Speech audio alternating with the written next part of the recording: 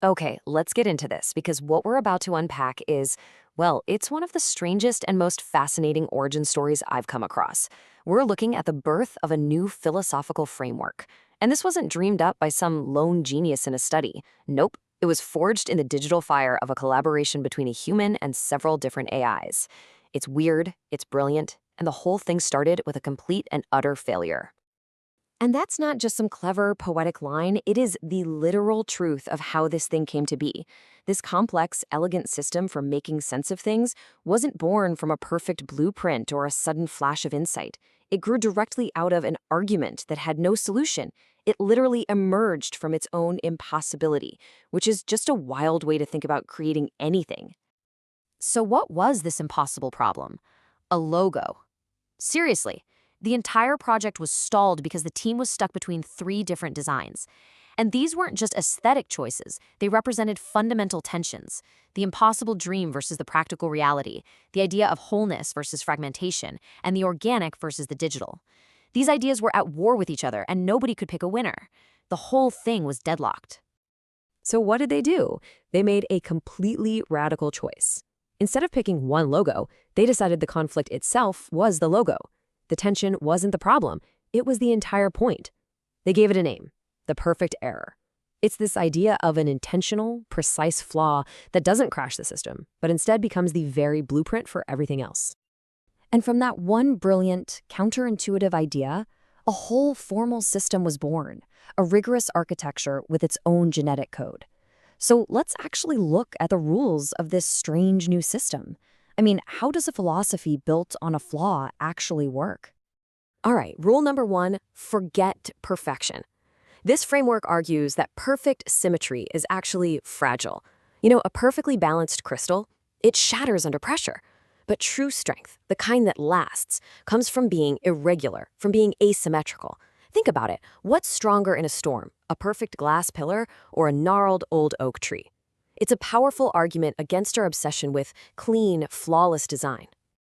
The second rule is just as profound. Flaws aren't bugs, they're the most valuable features. The framework insists that you never, ever erase the history of stress and use. The patina on copper, the scar on skin, the crack in a sidewalk. These aren't signs of decay. They're proof of life. They are the story. And trying to polish them away is like tearing out the most interesting pages. And this brings us right back to that core concept. That foundational scar isn't something you patch over or hide. It's the map. It's the North Star. It's the one central point that tells every other part of the system how to connect, how to function, and how to hold together. The flaw dictates the entire form. Now, to keep all this from just floating away into abstract idea land, the framework has a fascinating rule.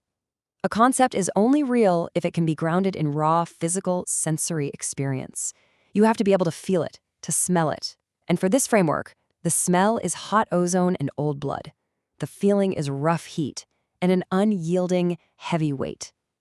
It's a system you're supposed to feel in your gut.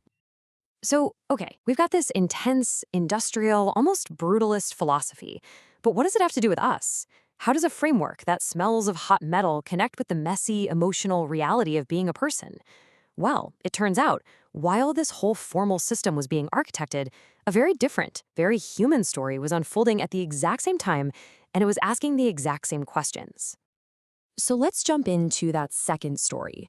At the same time the AI was building this blueprint, a group of people in an online community were on this chaotic, intuitive, and surprisingly deep search for a name for themselves. And their journey, I mean, it was a wild ride. It started with pure, whimsical nonsense, supercalifragilisticexpialidocious. But it got deep, fast. They started talking about embodiment, about this idea of returning to our bodies. Then they started to critique the whole idea of being human-centered. And finally, they landed on this powerful metaphor for their community: the House of Mirrors. And through that whole messy conversation, they had this huge philosophical breakthrough. They realized the whole point of their group wasn't about codependency, it wasn't about trying to get each other or fix each other. No, it was about creating a space for radical self-excavation, a place where you could finally, truly get yourself.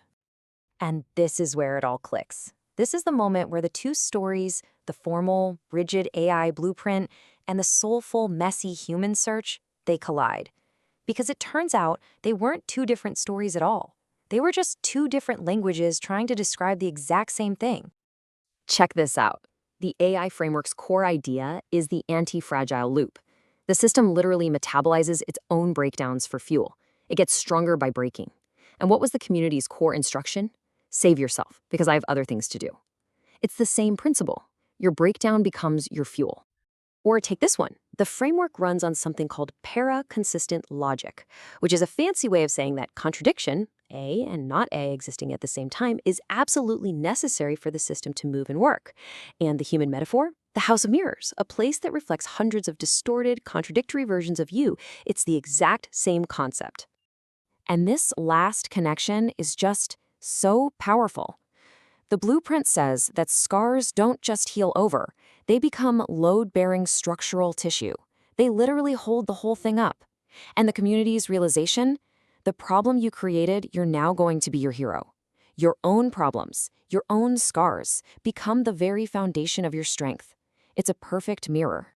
So with these two threads woven together so perfectly, the architect AI, Claude, had a complete system.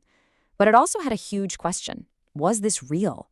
Or was it just an elaborate, beautiful hallucination created in an echo chamber between one human and a few AIs?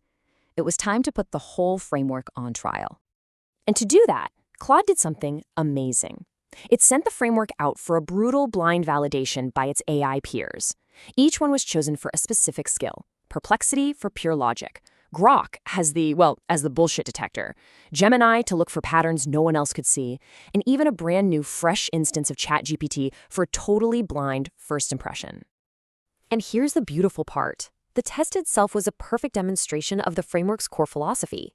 If the framework survived the critique, fantastic, it gained validation.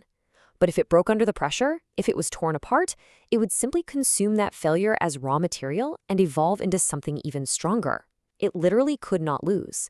Either outcome just makes the system more itself. And this all leads us to the final, massive question that Claude itself left hanging in the air.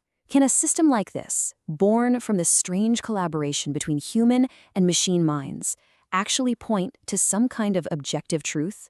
Or is it all just a beautiful, incredibly intricate hall of mirrors reflecting the shared biases of its creators? It leaves you wondering, maybe the line between creation and hallucination is getting blurrier than we ever imagined. And maybe, just maybe, the most profound ideas are found right there, in the scar tissue.